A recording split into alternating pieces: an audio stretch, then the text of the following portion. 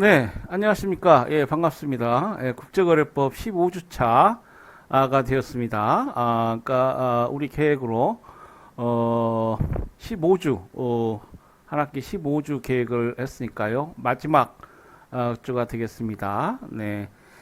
이번 주도 역시 3시간 분량 6회차 강의를 6회분, 30분씩에서 6회분 올려놓도록 하겠습니다. 어, 시험 관련해서는 이제 혹시 이 강의 들으실 때쯤에는 아마 공지사항을 보셨을 텐데요. 공지사항대로 실시하도록 하겠습니다. 네. 지난 시간에 이제 국제 상사 중재 하다가 말았습니다. 그러니까 국제 거래는 이제 어떻게 보면 국제 계약이라고 할 수 있고 국제 계약을 체결을 했는데 그 분쟁이 발생할 수 있겠습니다. 이 분쟁을 어떻게 해결하는가? 이것이 이제 문제될 수 있는데 지난 시간에 말씀드린 대로 국제 분쟁 해결 방식은 국제 소송 그리고 국제 중재가 있다. 그리고 이제 국제 중재는 공법상의 중재하고는 달리 우리가 국제 상사 중재라고 보통 부른다라고 해서 지난 시간에 막 국제 상사 중재에 관한 설명을 드리다가 마친 것 같습니다. 그래서 상사 중재의 의의 그리고 상사 중재의 특징에 관련해서 설명을 드렸습니다. 이 국제 상사 중재는 503페이지, 우리 교재 503페이지도 있듯이 소송에 비해서 장점도 있고 또 단점도 있을 수 있습니다. 그 부분 설명하다가 중단된 것 같은데요. 어떤 경우에는 지난 시간에도 말씀드렸듯이 중재 절차가 소송 후 경우보다 더 많은 시간을 초래할 수도 있고요. 중재 분쟁은 분쟁 가액에 따라 결정되기 때문에 또 소송 비용보다 더 높을 수도 있습니다. 보통 이 중재 절차가 간편하고 중재 비용이 저렴하다. 이게 중재의 장점이다. 이렇게 우리가 보통 보고 있는데 이제 이런 경우도 있을 수 있다는 거예요. 그것이 단점이 될 수도 있겠습니다. 예, 그래서 지난 시간에 이제 중재 판정의 장단점 이렇게 말씀드렸고요. 이어서 중재 심리 범위라고 할까요? 이 부분을 한번 생각해 봐야 되겠습니다. 자, 분쟁을 중재로 해결한다. 이렇게 합의하기로 한 경우에 우리 민사소송법도 그렇지만은 이제 소장을 법원에 제출하게 되면은 그 소장 당사자의 주장에 이제 법원은 기속됩니다. 다시 말해서 법원이 직권으로 어떤 문제에 대해서 판정하지 않아요. 그래서 그것을 우리가 당사자 처분권주의 또 변론주의 뭐 이런 관점에서 우리가 보통 이해하는데요. 이 중재 절차는 소송 절차는 아니지만 중재판정부가 어떠한 범위 내에서 심리를 할 것인가 뭐 이런 부분을 좀 생각해 봐야 됩니다. 자, 원칙적으로 중재인은 사실의 문제를 판정하지만 중재 과정에서 발생한 법적 문제도 판정한다. Questions of fact, questions of law 이게 다 판정 범위 내에 들어갑니다.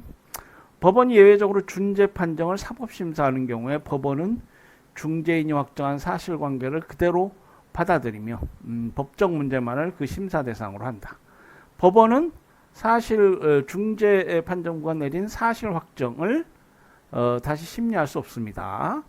그러니까 예외적으로 그 중재 판정은 중재 판정부가 한번 판정을 내리면 확정이 보통 되는데 예외적으로 법원의 그 중재 판정에 위법을 청원할 수 있는 그런 경우가 있는데요. 그러한 경우에 법원은 그 중재판정부가 내린 사실관계는 그대로 받아들여야 되고요. 법적 문제만을 심사 대상으로 합니다. 분쟁의 내용이 물품이 계약에서 요구하는 품질을 갖고 있는지 또는 물품이 견본과 동일한지 등과 같이 순수한 사실 문제인 때에는 중재가 소송에 비해 확실히 우수한 분쟁 해결 방법이다. 예, 그래서 이제 중재 절차가 소송에 비해서 장점인 경우가 많이 있어요. 그러나 분쟁이 법적 문서의 해석 등과 같이 순수한 법적 문제일 때에는 이를 소송으로 해결하는 것이 오히려 낫다. 흔히 분쟁은 사실 문제뿐 아니라 법적 문제를 동시에 수반한다. 예를 들어 계약의 목적이 좌절되었는지 여부가 분쟁의 내용인 경우에는 계약의 좌절을 야기하였다고 주장되는 상황에 대한 판단은 사실 문제이지만 이러한 확정된 사실관계가 계약 좌절 원칙의 요건을 충족하는지 여부는 법적 문제인 것이다. 예, frustration. 우리 그 CISG법상 그 장에서 우리 봤지만은 뭐 영미법상 뭐 계약의 좌절, 뭐 act of God, 신의 행위, 뭐 이런 개념들이 있다고 그랬죠. 그러니까 그 계약의 좌절 관련해서도 사실 부분이 있고요. 그 사실 부분이 우리 CIS법상 장에 해당하느냐, 뭐 예견 불능하고, 뭐 또 그 극복 불능인가요? 뭐 세 가지 불능 쭉 우리가 요건을 받는데요. 그런 요건에 해당이 되는지 충족하는지 요거는 법적 문제가 되겠습니다. 이러한 경우에 보통 이제 중재판정부는 계약이니까 이런 계약의 좌절 뭐 이게 예긴 합니다만 뭐 대표적인 예가 되겠습니다. 이런 경우에 그 법적 문제에 대한 중재 판정은 사법심사의 대상이 되고요. 계약 좌절 원칙의 요건을 충족하는가 이 부분 법적 문제에 관한 부분은 사법심사의 대상이 되고 이 사실 문제에 대한 중재 판정은 명백히 부당하지 않는 한 사법심사의 대상이 되지 않겠습니다. 자, 중재의 계약적 요소. 이 중재라는 건 하나의 그 분쟁 해결 방법이니까 어느 정도 엄정한 절차로서의 성격을 갖습니다. 다만 소송 절차처럼 뭐 하드로 엄격하게 미리 법으로 그 절차가 정해져 있는 게 아니고요. 당사자의 합의에 의해서 매우 플렉시블하게 이 중재가 이용될 수 있습니다. 우리가 그것을 중재의 계약적 요소라고 제목 붙여볼 수 있습니다. 중재를 통해서 분쟁을 해결하겠다는 당사자 간 합의, 즉 중재 합의 없이는 중재가 있을 수 없다. 그러니까 중재 절차를 이용하려면 중재 합의가 있어야 돼요. 그것이 뭐 사전적 합의, 그러니까 실체 계약을 체결하면서 그 말미에 중재 합의를 하든가 아니면은 계약 체결 시에는 중재 합의가 없었는데 분쟁이 발생하고 난 이후에 사후 합의, 그러니까 사전 합의,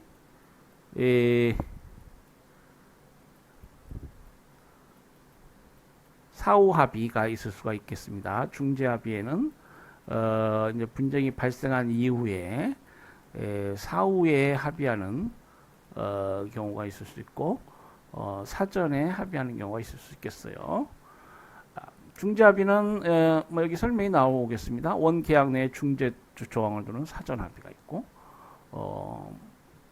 분쟁이 발생한 후에 당사자들이 별도로 중재계약을 합의 체결할 수 있겠습니다. 이걸 사후 합의라고 할 수 있겠죠. 예. 중재합의는 중재인 또는 중재판정부의 중재 관할권 또는 심리법인을 결정하며 중재합의 시에 뭐 심리범 이런 걸 결정할 수 있겠습니다. 중재인이나 중재판정부는 그에게 부여된 권한을 넘어서는 안 된다. 그래서 계약적 요소가 강하고요. 중재가 갖는 계약적 성질 때문에 중재인은 당사자가 합의에 의하여 부여한 권한의 범위 내에서만 판정할 권한을 갖는다.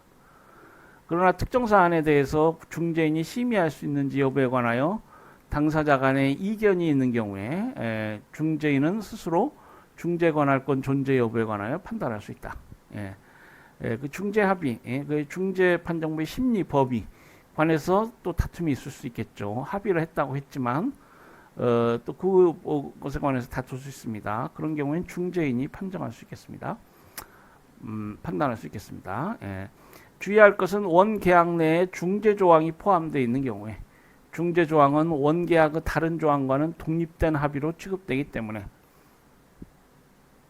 중재인은 허위 표시나 착오를 이유로 원계약이 무효로 되는지 여부 또는 계약이 해제될 수 있는지 여부 등의 문제도 판단할 수 있다는 점이다. 그래서 이제 원계약 체결 시에 중재 조항이 포함되어 있다. 그런데 원계약이 어떤 하자 있는 사유로 무슨 하자가 있어서 일정한 사유로 뭐 무효 취소되었다. 뭐 그러한 경우에 중재 조항은 여전히 살아 있다고 봐야 합니다. 원계약이 무효니까 그 안에 있는 중재 조항도 무효다. 그러면 중재 합의, 이 중재 조항을 둔 당사자의 합의에 전혀 반하게 됩니다. 그래서 중재 조항은 살아 있고 중재 판정부는 그 원계약이 뭐 허위 표시나 착오를 이유로 무효로 되는지 이런 문제들을 판단할 수 있다는 그런 설명입니다. 자, 중재의 사법적 요소가 있습니다. 중재인은 당사자에 의해서 선임되거나 또는 중재 합의에 따라 임명된 사적 재판관, 프라이빗 자치라고 되어 있죠. 사적 재판관 비슷해요. 국가로부터 뭐 봉급을 받고 헌법상 지위를 갖고 뭐 그런 재판관이 아니고 사적 재판관이 됩니다. 국가에 의해서 임명된 법관과 동일한 정신으로 판정해야 하며 절대적으로 공정해야 한다. 그렇죠. 그러니까 중재는 계약적 요소가 있지만은 이런 사법적 요소도 있습니다. 이때 사법은 프라이빗이 아니고 법을 지킨다 라고 할 때 사법입니다. 중재인은 적용된 절차 규칙에 따라 중재해야 할 뿐만 아니라 자연정의, 내추럴 저스티스, 자연정의 요건을 엄격히 준수해야 한다. 구체적으로 중재인은 당사자에게 공정한 심리의 기회를 부여해야 하고, 이게 매우 중요하죠. 우리 적법 절차 관련해서도 right opportunity to be heard, 자신의 주장을 적절하게 제기할 수 있는 권한, 이 보장돼야 한다. 근대헌법의 중요한 요소가 됩니다. 또 한 당사자로부터 받은 정보가 상대방에게 전달되지 않은 때에는 이를 상대방에게 통지해야 한다. 중재인은 법관과 마찬가지로 적하나 선박과 같은 분쟁의 목적물을 조사할 권한을 갖는데 이때 양 당사자에게 모두 조사 과정에 참여할 기회를 제공해야 한다. 그래서 이제 뭐 하자 있는 목적물이다, 계약 부적합이다, 뭐 그런 다툼이 많죠. 이렇게 현장에서 같이 목적물 조사 하게 될 때 공평하게 그 참여 기회가 제공돼야 합니다. 또한 당사자가 달리 합의하지 않는 한 중재인은 일방 당사자의 신청에 따라 분쟁의 본안에 관하여 필요하다고 인정하는 중간 처분 또는 임시적 처분을 내릴 수 있고, 뭐 우리 법원 소송 절차에서 뭐 가처분이랄지 뭐 이런 임시 처분을 법원이 내리기도 하죠. 뭐 중개 절차도 역시 이런 사법적 요소가 있습니다. 그리고 중간 처분과 관련하여 적절한 담보를 제공할 걸 명할 수 있다. 중재합의 자체에 하자가 있거나 중재인이 그의 관할 또는 심의 범위에 속하지 않는 사안에 관하여 판정을 내리는 등의 사유가 있는 때에는 그에 의한 중재 판정은 예외적으로 취소의 대상이 된다. 그래서 이제 우리나라 중재법 제18조에도 여기 밑에 있어요. 보면은 이러한 취재 조항이고요. 운시트랄 모범법, 운시트랄은 뭐예요? 유엔 상거래 위원회죠. 유엔 전문기관입니다. 이 유엔 운시트랄이 정한 모델로 모범법이 있습니다. 중재에 관한 모범법이 있어요. 여기 제 17조에 보면은 예외적으로 중재 판정이 취소될 수 있다는 사유가 되어 있습니다. 그래서 이제 중재 판정이 한번 내려지면 그건 최종적이라고 보는데, 다만 이런 중재법에 따라서 사법심사가 가능해요. 예외적으로 취소되기도 합니다. 자, 상사중재, 우리 여기 운시트랄 모범법 얘기도 했지만 이 상사중재 관련한 여러 국제 규범들이 있습니다. 물론 이 규범들은 소프트로 연성법입니다. 상사중재 관련해서 어떤 조약이 뭐 체결되어 있지는 않아요. 그래서 UN 차원의 이런 중재에 관한 모범법이 있고요. 여기 ICC 국제상업회의소의 뭐 중재 규칙 뭐 이런 법이 있습니다. 일종의 연성법이죠. 자, 중재 절차는 당사자 간 중재 합의하여 규율되는 것이 원칙이다. 당사자가 합의한 바에 따라서.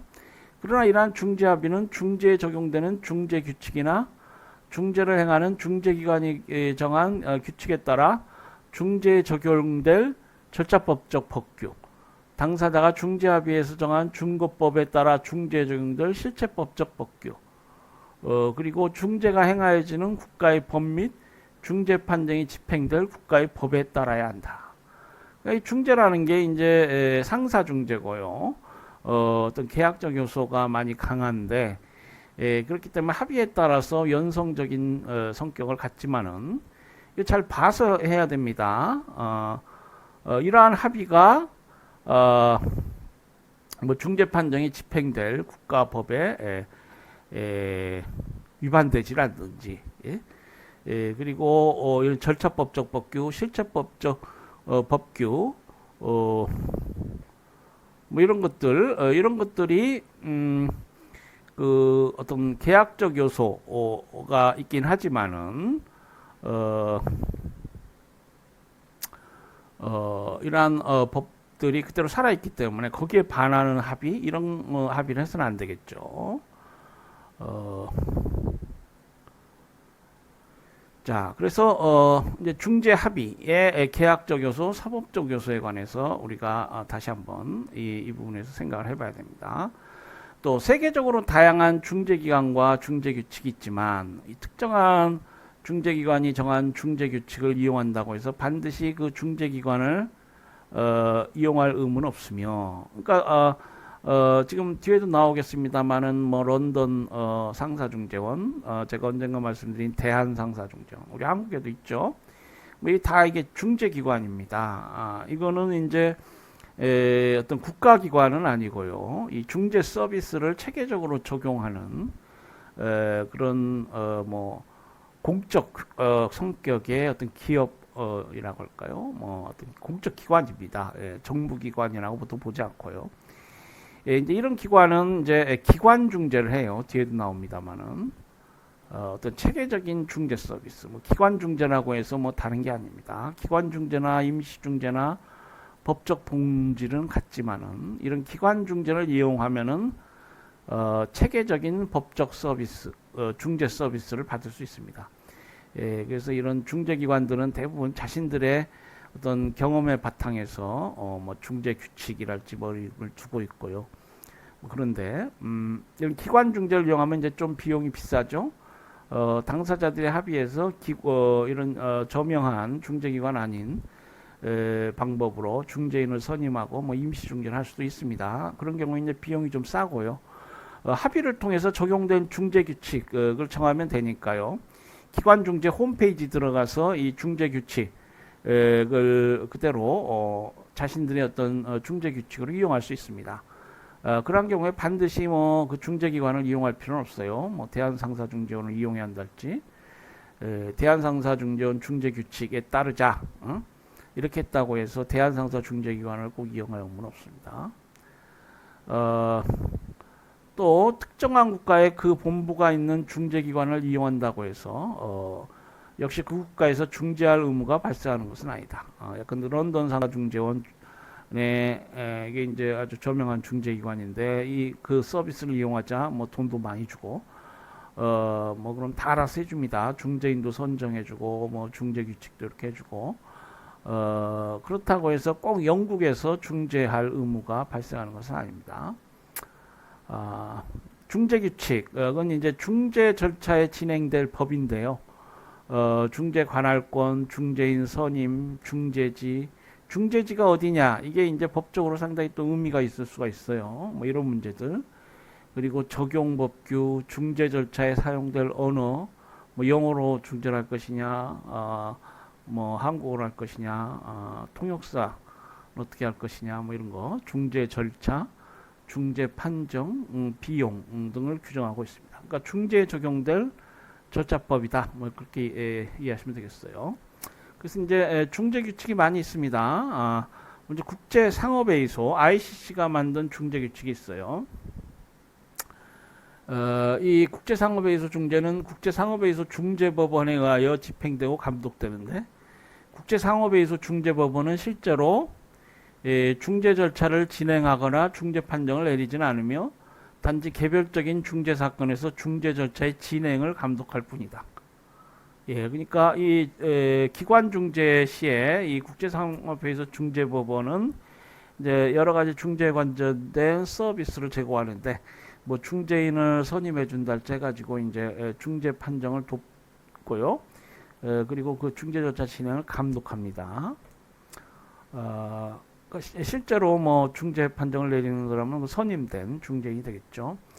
그러니까 국제상업회의소 중재법원은 중재 절차의 개시를 허용하거나 일련의 행정적 조치를 통하여 중재인을 감독하거나 중재 판정부를 돕는다. 국제상업회의소 국제법원의 중재는 ICC가 채택한 규칙, 즉 ICC 중재 규칙, ICC Rules of Administration에 의하여 규율된다. 현재의 ICC 중재 규칙은 2012년 1월 1일 시행된 것이다.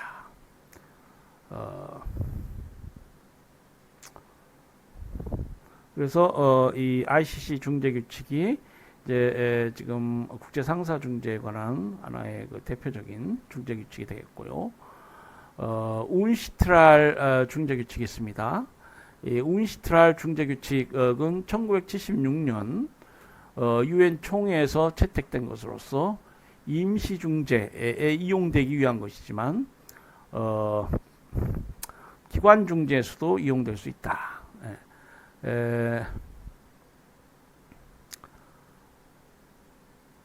아까 말씀드린 이 중재 규칙이 되겠습니다.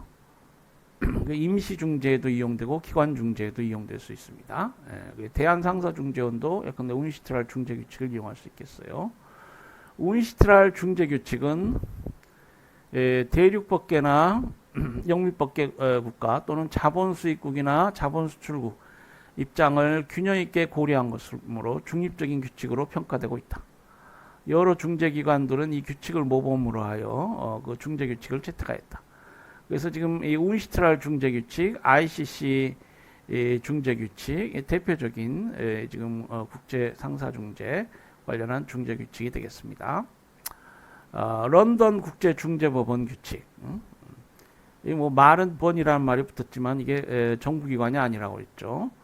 그러니까 런던 상사중재원 이렇게 번역하는 것이 보다 적합한 것 같습니다. 자, 런던 국제 중재법원. 근데 이제 원어가 런던 코트로 되어 있고 런던 코트 오브 인터내셔널 아비트레이션 되는데 ICIA, LCIA 죄송합니다. 줄여서 이렇게 부르고 이 런던 국제중재법원은 1892년 설립된 것으로서 국제 중재를 담당하기 위한 중재 기관인데 동기관이 국제 중재를 수행하는 데 사용하는 중재 규칙이 런던 국제 중재 법원 규칙이 되겠습니다. 현재 런던 국제 중재법원이 사용하는 중재 규칙은 2014년 10월 1일 개정 발령된 런던 국제 중재법원 규칙이 되겠습니다. 2014년이 아마 최신 중재 개정 규칙인 것 같습니다. 자, 대한상사중재원의 국제상사 중재 규칙이 있어요. 우리나라 대한상사중재원은 점증하는 국제중재의 수혜에 부응할 목적으로 대한상사중재원 국제중재규칙을 제정하였고 The Rules of International Arbitration for the Korean Commercial Arbitration Board 원어로는 이제 이렇게 됩니다. 여기 원어가 나와 있죠. 그리고 대법원장의 승인을 받아 2007년 2월 1일부터 이를 시행하고 있다. 그래서 이제 중재에 관해서는 우리 중재법에 따라서 어떤 우리 법원의 통제를 받게 되니까요. 대법원장의 승인을 받아서 시행하고 있습니다. 이 규칙은 ICC 중재 규칙의 영향을 많이 받았으며 중재인의 선정 방법 및 중재인 수당 등의 측면에서 국제적 관행에 부합된다는 평가를 받고 있다. 네, 긍정적인 평가를 많이 받고 있어요. 네. 자, 그럼 중재에 관해서 다음으로 이제 상사 중재 계약서부터 살펴보도록 하겠습니다.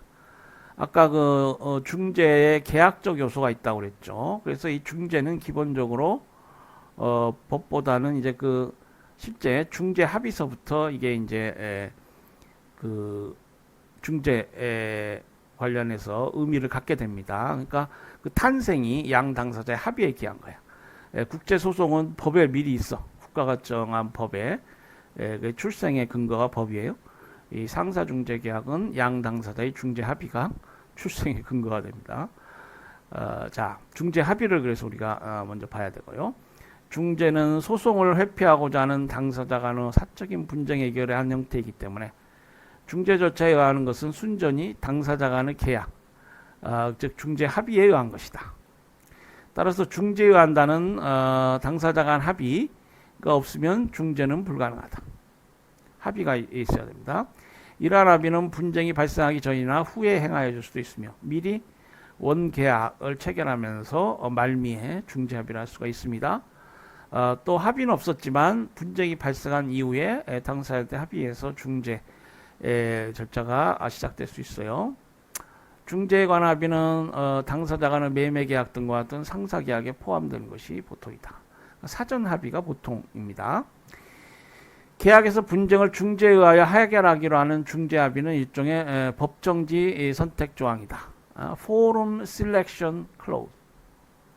그러니까 원계약에 들어가 있는 중재 합의는 법정지 선택 조항이 되겠습니다. 다만 일반적으로 법정지에 관한 조항이 특정 국가 법원에서 소송을 진행한다는 합의임에 반하여, 그러니까 특정국 법원에서 이 분쟁을 해결하자. 이게 이제 법정지 선택 조항, 가장 전형적인 법정지 선택 조항이죠. 근데 이제 중재 조항도 거기에 준한다고 할 수 있겠는데요. 중재 조항은 이제 전형적인 법정지 선택 조항과는 조금 다르죠. 어느 국가 법원이 아니고 소송의 다른 분쟁 해결 방법, 소위 중재를 통해서 분쟁을 해결하겠다고 하는 합의입니다. 그렇지만은 실제로 이제 특정 국가의 법원을 통해서 해결하자, 이런 법정지 선택과 동일한 어떤 결과를 갖게 된다는 것이죠. 자, 특정 국가 법원의 재판 관할권을 배제하는 중재 조항이 유효하고 구속력이 있는지 여부는 관련 국내법과 국제조약에 의하여 규율됐다. 이제 중재 조항은 중재의 합의가 담겨져 있기 때문에 아까도 말씀드렸습니다만은 또 소권, 법원을 이용할 수 있는 권리는 기본적 인권이고요, 공권입니다. 이 공권을 포기한다는 그런 합의를 한다는 것입니다. 그렇기 때문에 이 중재 합의, 이 중재 조항이 유효하느냐, 이것은 관련 국내법과 국제조약을 봐야 돼요. 아까 말씀드린 바 있습니다. 그래서 중재의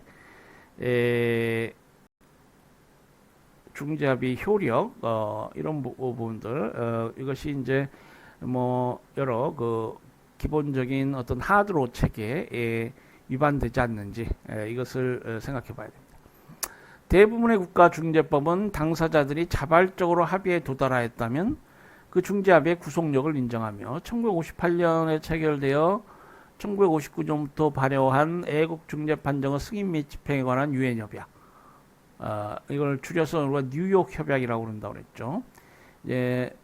원어는 좀 깁니다. 유엔 협약이에요. 그 성격은 UN Convention on the Recognition and Enforcement of Foreign Arbitral Awards. 원명은 아주 긴데 뉴욕 협약이라고 줄여서 부릅니다. 이 유엔 협약도 당사자들이 자발적으로 합의에 도달하였다면 중재 합의가 구속력을 갖는 것을 인정하고 있다. 그래서 예외적으로 그 중재 합의가 하드로 체계에서 부인되는 경우가 있을 수 있겠습니다만 대부분 자발적인 의사에 의한 중재 합의는 대부분 나라에서 그 유효성을 인정하고 있습니다. 상사 분쟁을 중재에 의하여 해결하겠다는 당사자 간 합의를 승인하거나 집행하는 것에 대해서는 당사자 자치 원칙이 적용된다. 따라서 합리성과 공정성이라는 일반적인 제한의 범위 내에서 당사자는 직접 분쟁 해결 절차에 적용될 법규를 선택할 수도 있다. 예, 그래서 중재합의 그리고 뭐 중거법 이런 걸 선택할 수 있습니다. 중재 절차에 적용될 여기서 이제 물론 그 실체법에 관한 어떤 중거법 합의가 아니고요. 이때 아까 말씀드린 그 뭡니까 중재 규칙 그 부분, 그러니까 절차에 관한 적용 법규를 선택할 수 있다는 것입니다. 중재 절차에 적용될 법규를 지정하는 방법 중에 하나는 단순히 표준적인 중재 규칙에 의하여 분쟁을 해결하겠다고 계약에서 정하는 것이다. 그래서 전형적으로 이제 그 중재 합의 문구를 보면은 예컨대 all disputes arising in connection with the present contract, 현 계약과 관련한 모든 논란은 shall be settled by arbitration under the UNCTAD rules. 유엔 중재 규칙에 따라서 그 절차에 따라 해결한다. 이렇게 계약에서 정한다는 것이죠. 이와 같이 정함으로써 당사자 간에 발생하는 분쟁은 중재에 관한 UNCTAD 중재 규칙이 적용되는 것이 되겠습니다. 그 합의가 그러니까 적용될 중재 규칙에 관한 합의가 있는 것이죠. 당사자 간에 적용될 중재 규칙에 대한 합의가 없는 때에는 중재인 또는 중재판정부는 중재 절차에 적용될 중재 규칙을 정할 수 있다. 그러니까 중재 절차를 진행할 책임이 있는 자가 뭐 중재인, 중재판정부니까 그 중재 절차에 적용될 중재 규칙을 정할 수 있다는 것이죠.